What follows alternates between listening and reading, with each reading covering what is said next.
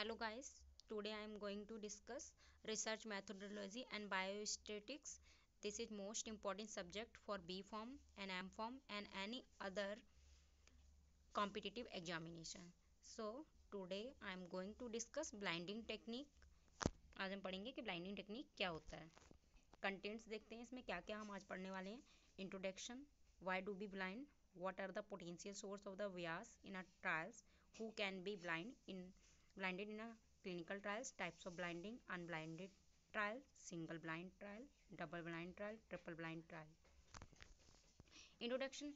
Blinding of the trials. Blinding is a procedure in which one or more parties in a trial are kept unaware of which treatment arm participant has been assigned to, that is, which treatment was received in order to avoid bias.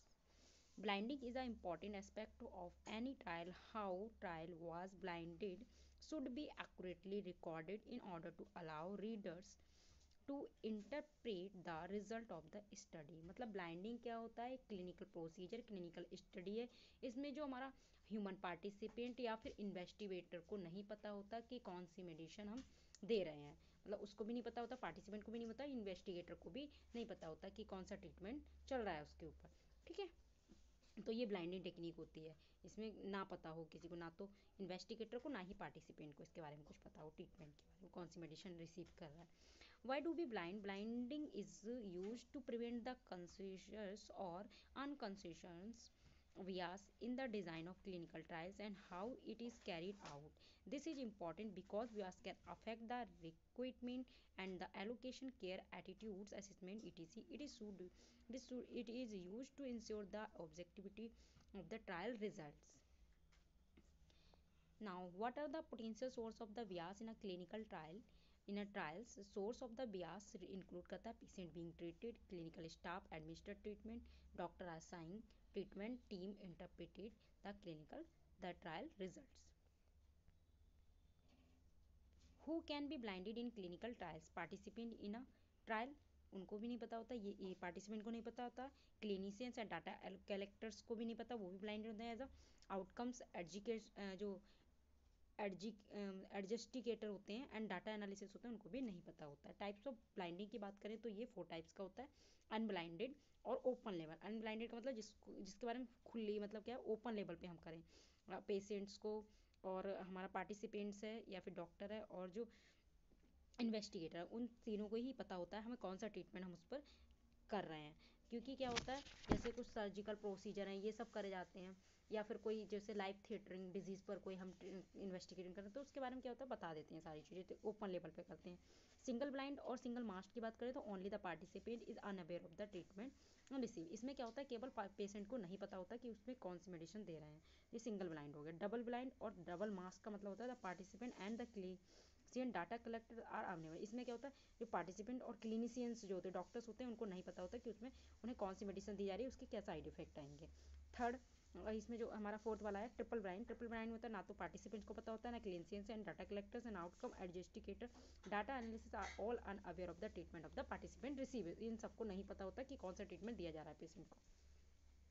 अनब्लाइंडेड trials हम इसमें brief में पढ़ते हैं. A trial in which no blinded is used and all parties are aware of the treatment group also called the open लेवल. मैंने कहा इसमें 2 groups रहते हैं. जैसे हमारा एक हम कंट्रोल ग्रुप ले लेते हैं जिसे प्लेसिबो दिया जाता है, दूसरा सेकंड ग्रुप एक्टिव इंग्रेडिएंट देते हैं.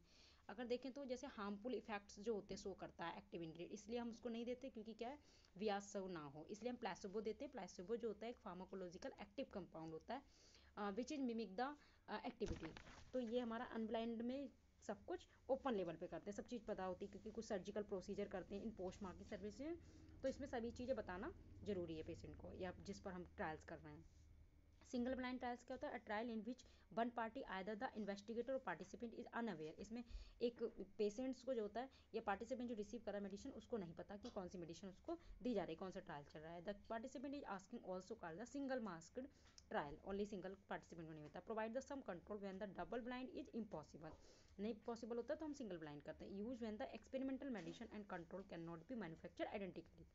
Now, double blind trials होता है a clinical trial design in which the neither the participant nor the study staff know how which the participant are receiving the experimental medicine. ना तो इसको participant पता होता है, ना ही स्टडी जो स्टाफ होता है, डॉक्टर या पार्टिसिपेंट्स होते हैं, क्या एक्सपेरिमेंट चल रहा है, कौन सी मेडिसिन दी जा रही है, इस चीज़ के बारे में किसी को नहीं पता होता। Are which the receiving the placebo, कौन सा उसे प्लेसिबो दिया जा रहा है। Double blind trials are throw to produce the objective result since the expectation of the doctor and the participant do not affect the outcome, also called the double mask trials.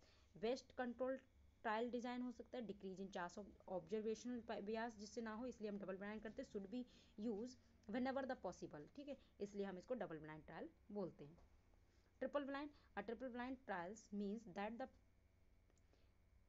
patients, clinician, data collector, outcomes investigator and the data analyst are the denied access to detail of the group assignment. This ensure that the bias of against the tested treatment is very unlikely to occur. मतलब triple blind क्या होता है, unaware होता है जो treatment से and medicine की होता है, ह्यूमन इन्वेस्टिगेटर हो गया या जो क्लिनिकल डाटा कलेक्टर होते हैं उन सबको भी इसके बारे में नहीं पता होता है, ठीक है। तो मेडिसिन में still be label as A और बी ड्यूरिंग द एनालिसिस, हम दे सकते हैं the analyst is blinded as to which treatment is which, helps to avoid the bias in the analysis of the results. Unblinded, the trials unblinding मैंने पहले ही बताया कि इसमें हम सब पर क्या होता है, ओपन लेवल पे करते हैं, सब कुछ बता देते हैं जिसको हम मेडिसिन दे रहे हैं, पार्टिसिपेंट या फिर कोई पेशेंट है। Unblinded is the disclosure of the treatment to the participant और the study team. It protects the participant in case of the medical and safety reason, जिससे क्या उसके बारे में सब कुछ उसे पता होने, रिस्क फैक्टर उसे पता है पहले से। इन अ crossover design, the participant may only be unblinded for the most recent dose. The protocol of the unblinded should be described the upfront and the must be include the information about when and why whom is to be done.